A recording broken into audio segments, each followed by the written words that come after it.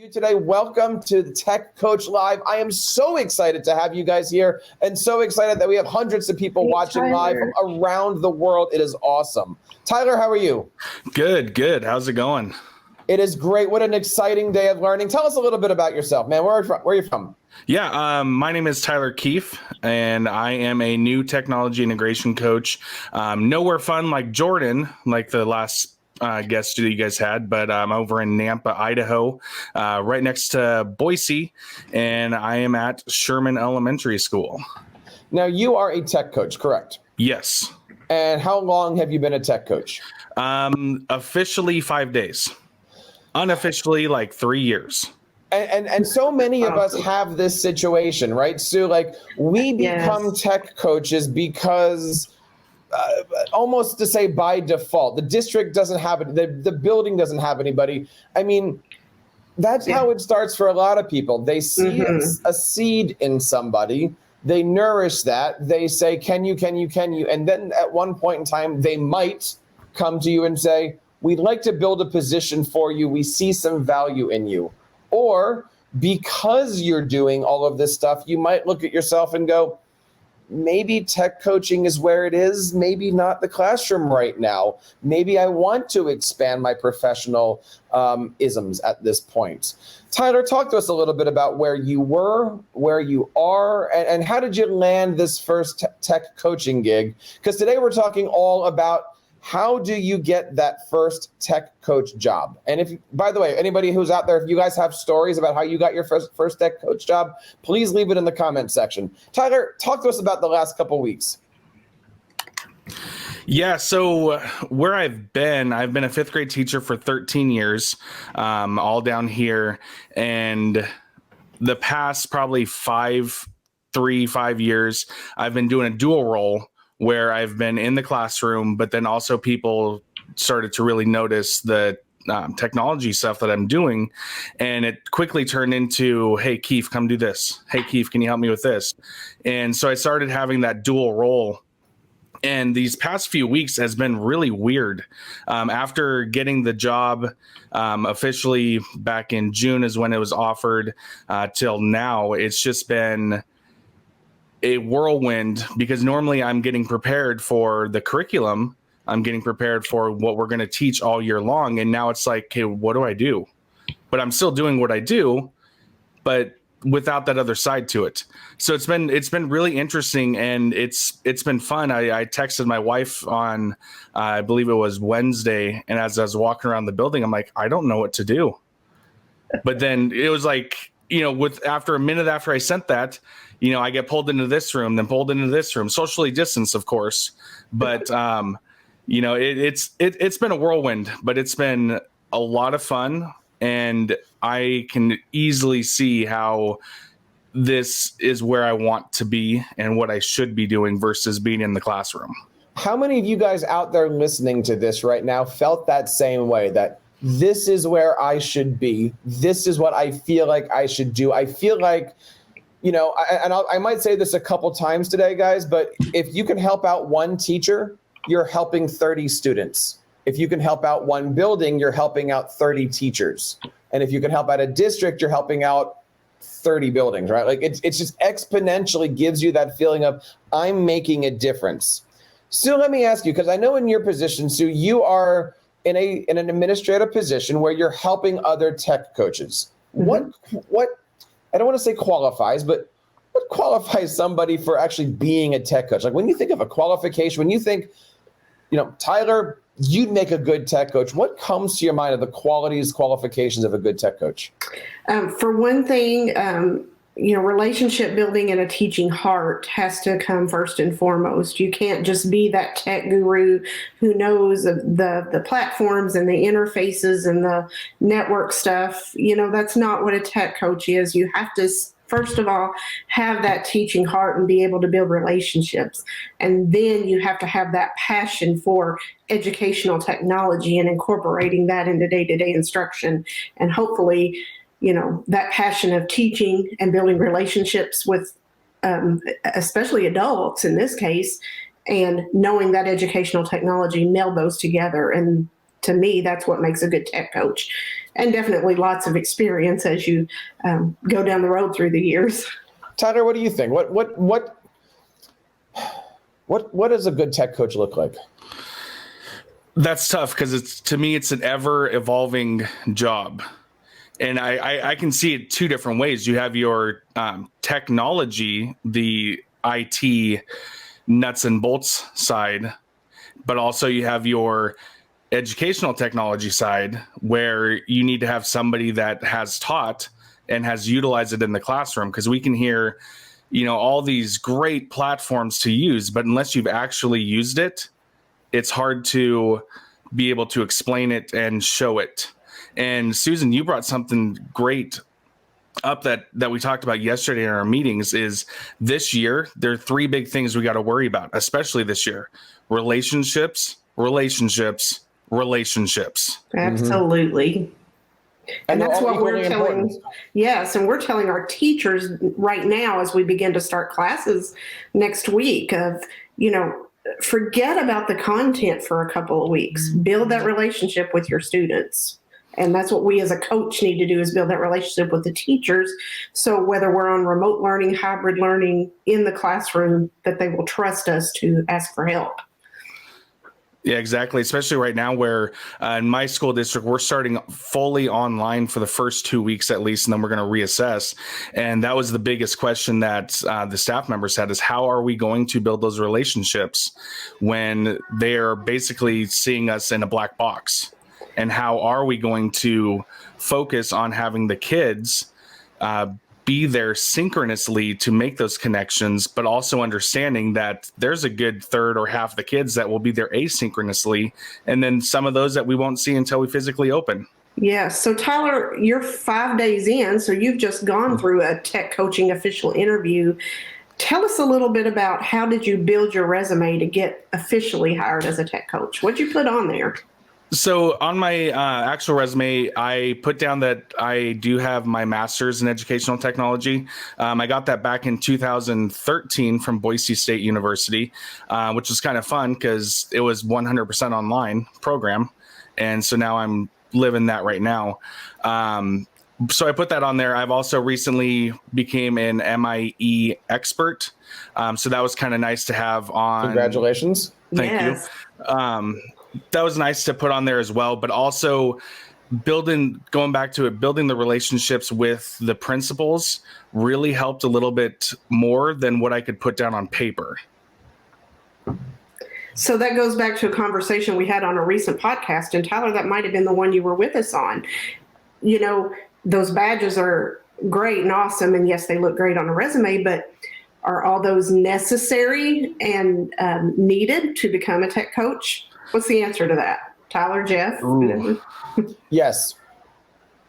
I think so, right? And there's really two answers on there. If you're in your district and your principal says, would you like to be a tech coach? It doesn't matter the badges, because they know you, they see you, they find the value, all those great things. But if you're looking outside of your district, you're just a piece of paper. Yeah, and in that piece of paper, then all of those things do stand out. Being an MIE is important. Being selected as an MIE expert is important. Being an MIE trainer is, like, all of these different things. I'm not suggesting that you have to go out and get the Flipgrid Nearpod of you don't need to have the entire infinity gauntlet of ambassadorships.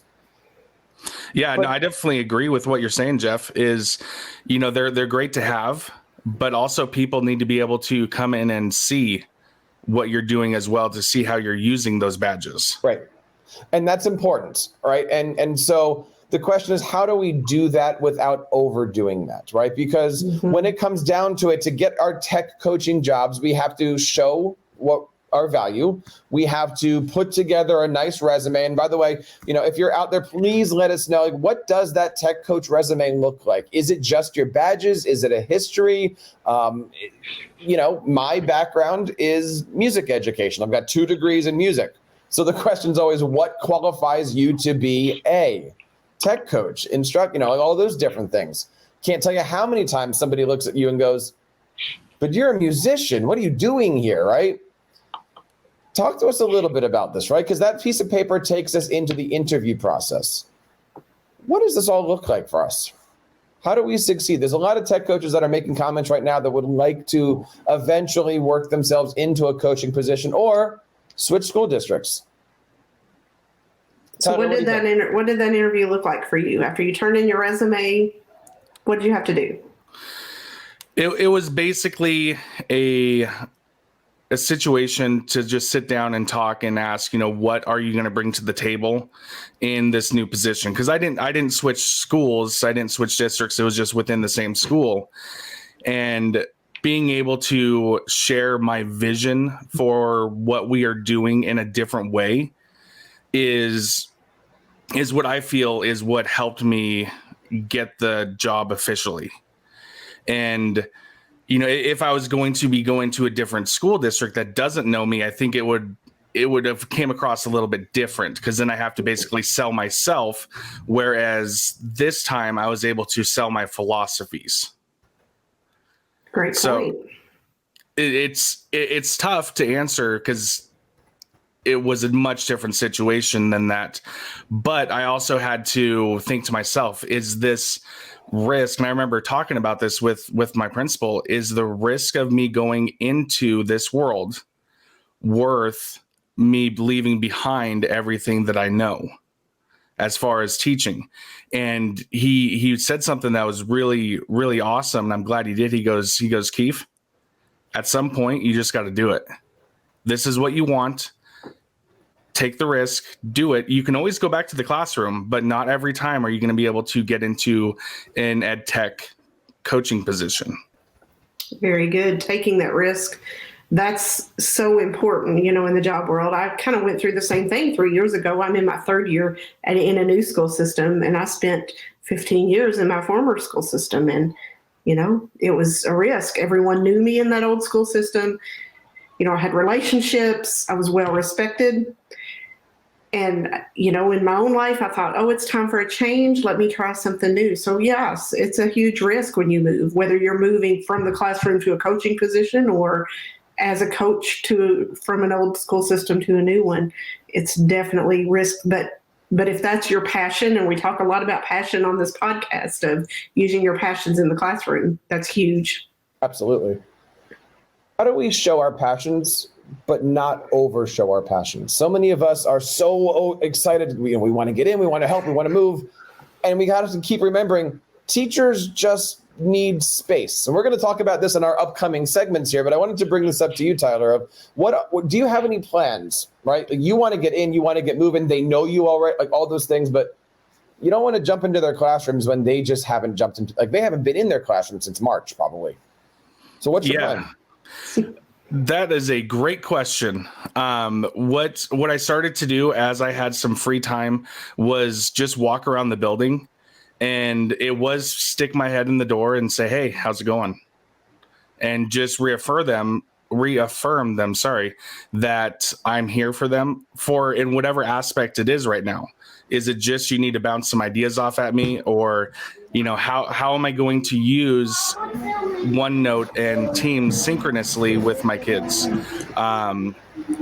Being able to just physically be in one central location where they don't have to worry about coming in and interrupting my teaching is also a big thing, so they can get the help as needed. Or this year they're going to be able to virtually dial in and get me basically anywhere around the building. I'll be in the building physically, but and one idea that I really have that I want to get going is getting a few GoPro cameras to put into a classroom, put it behind the teacher that's teaching online virtually, and then hand it to them as, okay, here's your game film, watch this, what do you think, and try to coach them through that, the X's and O's, and in a way. Yes, very much. So, we've been through the interview, we've developed that relationship. Like we said, that's huge. What else can you share, as you, like you said, you've had experience over the past few years, but just going into that official, tech coaching role, we've talked a little bit about the interview. Is there other advice? What advice would you give for a person first time applying for a tech coach position? So for anybody first time applying out there, I would definitely try to make your presence known. Make those connections. Don't sit in a box. Don't hide what you're doing. Yes. If you want to get noticed, and that can come in multiple different ways. It could come in, doing those extra things, going to tech conferences. Down here in Idaho, we have the Idaho Educational Technology Association, which is part of NCCE. And going there, you get noticed. People start to see you, and doing the Twitter chats, posting things on there, making YouTube videos, jumping on things like this, it starts to get you noticed. But if you can't back it up, then people quickly realize, oh, you're that guy. And that's not a place you want to be. Absolutely. That's a great tag off of our point a while ago of how do you do it without being, I guess, overbearing, Right. Be connected, but not overbearing. And what you just said, it illustrates it. And you don't also want to be known as that guy who isn't teaching during the day and isn't one of us.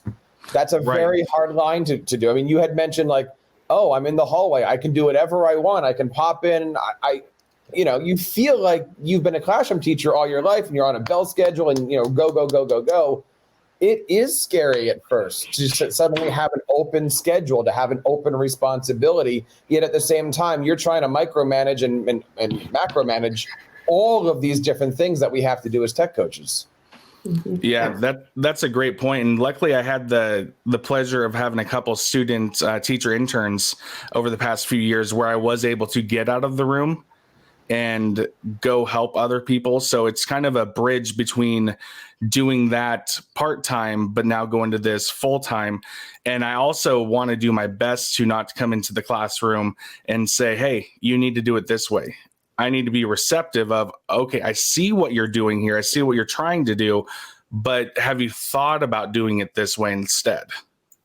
Yes. And if you're that person who has just been through that interview process, gotten hired as that new tech coach, you want to refrain from being the evaluator person.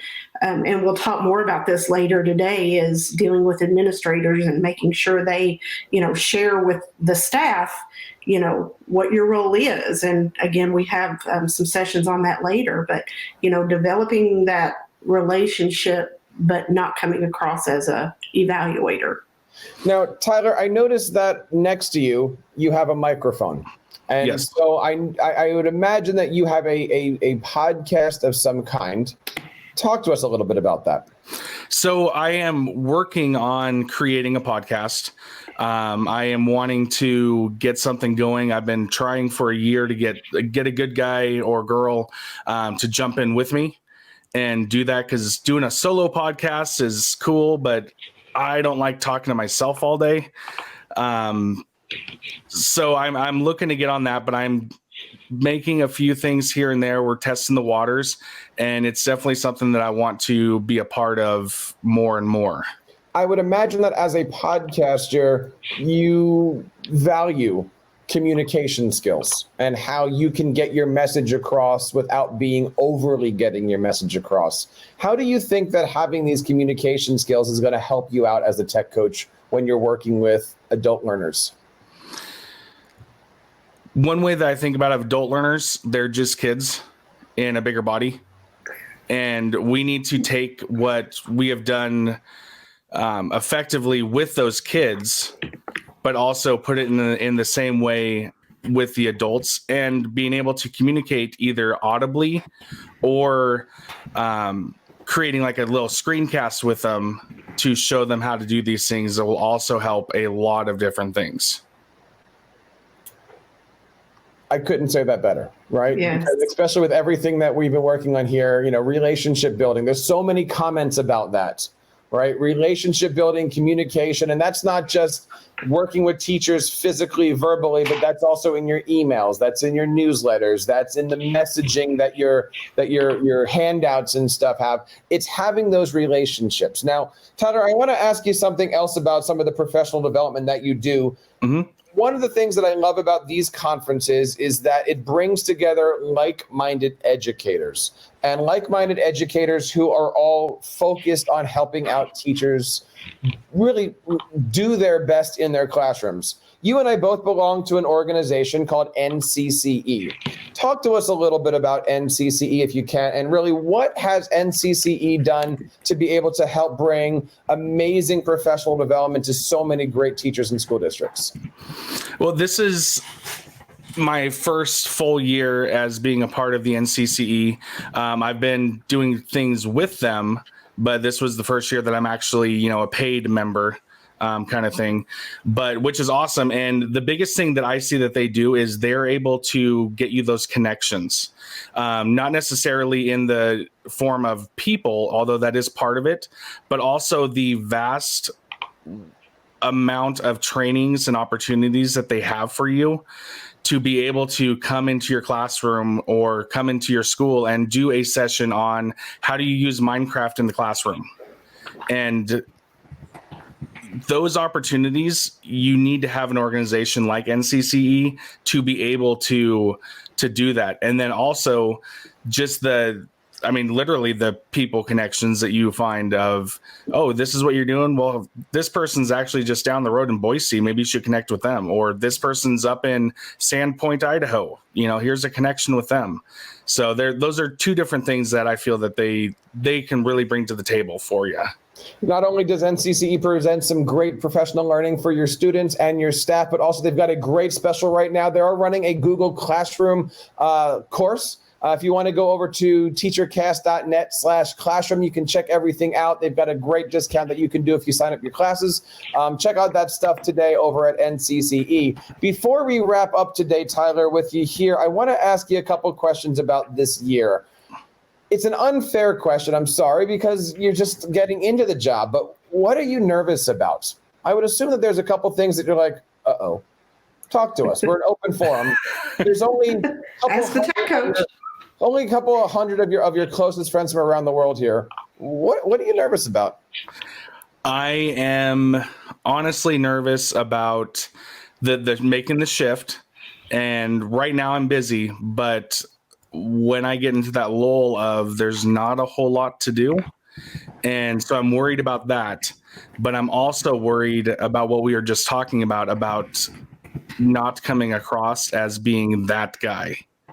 Even though I could have the best intentions at heart, I'm worried that I might come across wrong and people take me wrong and make that negative thought, which I don't want to do. But then the last thing I'm really nervous about is making that shift from a teacher in terms of with the staff, where I've been friends with them. I've been, we hang out, we do a lot of things together. And now I got to make that shift of I can't know certain things. Like don't tell me that. Don't tell me that. And, the old school, earmuffs. But those are the big things that I'm really nervous about. And how are you going to get through all that stuff? I mean, one of the things that I love about this conference here, our Tech Coach Live conference, is that we are bringing tech coaches together from literally all around the planet. I love looking at the comments. We have people from Jordan, from India, from the Philippines, from Idaho, from all over the country here coming together to support each other. By the way, since you're all listening right now, do me a favor, put your Twitter in the chat. We would love to connect with you guys. Let us know who you are. Let us know how to find you guys on Twitter. You can, of course, check us out over at Ask the Tech Coach. Tyler, how are you building your PLN? Good question. One thing that I'm doing later today, it's from a buddy, Joe Marquez. He is doing these Saturday Ratterday chats. Mm-hmm. And even though he's down in California, I am taking those and we're creating Twitter chats with those, not just for the people all around, but I'm taking those exact same things and bringing them to my staff to be able to take a real world situation, something completely separate from our school, and bringing that in. But also I am going to be doing a lot of different things around the schools and around the school, in the classrooms, and presenting and preparing things for the kids, not just the staff. Mm-hmm. And being able to say that I've done it is huge. And so that's really all we can do here is, being a part of our faculty, being a part of our students, being a part of that administration team, and really being that conduit for what exactly are we looking to do. Guys, you've been listening to the TeacherCast Educational Network, hosted by Jeff Bradbury. Please reach out to the show with all of your questions on Twitter @TeacherCast or online at www.teachercast.net. Be sure to subscribe to our podcast so you don't miss any future episodes. And please take a moment to write a review in the App Store.